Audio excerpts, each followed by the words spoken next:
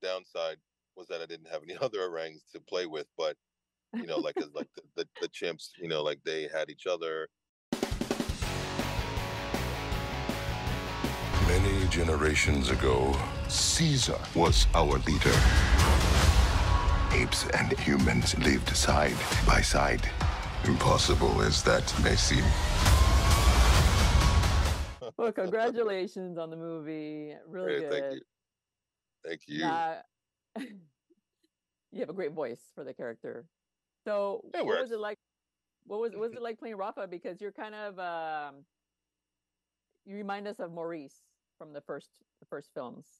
Yeah. And you're the wisest, and orangutan are like the most intelligent primates. So what was it like in taking this on?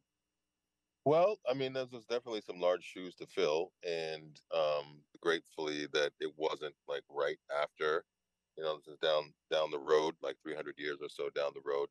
And you're right, orangutans are hyper intelligent, and they're also very solitary. And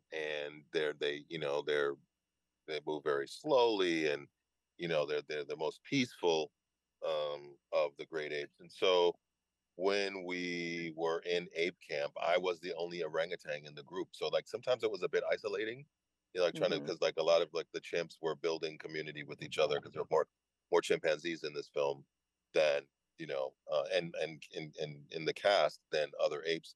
So they sort of had their clan already being built. So I had to resort to discovering a lot of things on my own and at my own pace and my own time. But what that did was it gave me an enormous amount of freedom uh, to discover things slowly, which is what I think the orangs are all about. Um, and discover, um, you know, as an actor, putting those clothes on, as it were, getting in the skin of an orangutan, um, like a much slower process, and I could just really take my time and think about, be more what's the word I'm looking for? More to purposeful, or with intention, um, with just even with just my movements, and let alone things that I was thinking about and how to process my thought processes. So it was cool to be the only orang in the room, um, and I was the only one who was my character's the only one who's preaching about like the legacy of Caesar and these things. So like I had a lot of like sort of individual things that were part of my character makeup that I got to explore at my own pace and time. You know, I mean the downside was that I didn't have any other orangs to play with, but like as like the chimps, like they had each other, the gorillas had Yeah. each other, so, but it made for just a much more sort of true to form, solitary, characterization and like building it up. Just like I feel like Raka is, going through the world. I mean, you find out like before the masks show up that he did have like one other orang that he was living with, and that was his whole village. And like you see what happens to that other orang. So, um, in that they're used to being solitary. So, Yeah. yeah. Now, I've gone to the zoo and I just stare at orangutans because they're just thinking. It Yeah. looks like they're thinking. I don't know if you did that, if because Oh they're yeah, just a so lot. fascinating. They're fascinating to watch, right? Because I just can't Yeah. stop watching them. They're so If fascinating they, to watch because you can tell they're thinking or something. yeah. I mean, and that, and you can, and I feel like they are aware, that they are in captivity. You know what I mean? And and there's like, there's a level of sadness that I feel that comes across.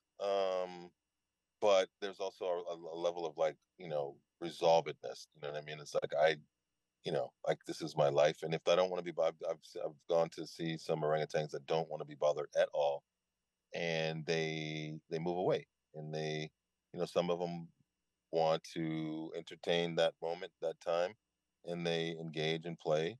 So yeah, they're phenomenally human, and they're Yes. very expressive with their eyes and like the way that you can almost tell what they're thinking, or you just know that they're thinking something. I don't know if you can tell what they're thinking, Yeah, but that's why I stare at them because I'm like, what are they thinking? Yeah, I mean, and I did that in the hopes of like maybe making some sort of breakthrough with this particular orangutan in Sydney. And at the end of the day, I was just another face behind the glass. You know what I'm saying? And Mhm. even though I had come back Yeah. a couple of times, like the other couple of times I came back, there was like a bit of recognition, but not, Mhm. but again, that could have just been my ego or my id, like thinking that, oh, he recognizes me. You know what I mean? So like Yeah. again, like I don't know. There's a lot of takeaways. All right. Well, Um, really quick, what did you learn about okay. yourself during this motion capture or this process? What Really did quick. I learn about myself? Yes. Um, well, I mean, I had to learn how to trust the process a bit more Mm. because, performance capture, you're not really privy to, what you get to, uh, you don't get to see the playback, as it were. You don't get to, see what you look like.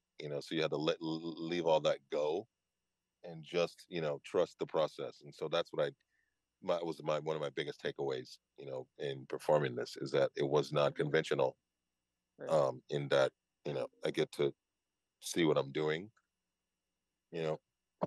Mhm. All right. Yeah. Well, congratulations on the Hey, film. thank you I, so I I much. loved your character. I was like, no, Rafa. I love Rafa. Okay. So, Okay. I appreciate it. favorite character Thank for you sure. so much. Mm. All Thank you right. very Thanks, much. Iman. All Okay. right. Thank you. Bye Bye bye. bye.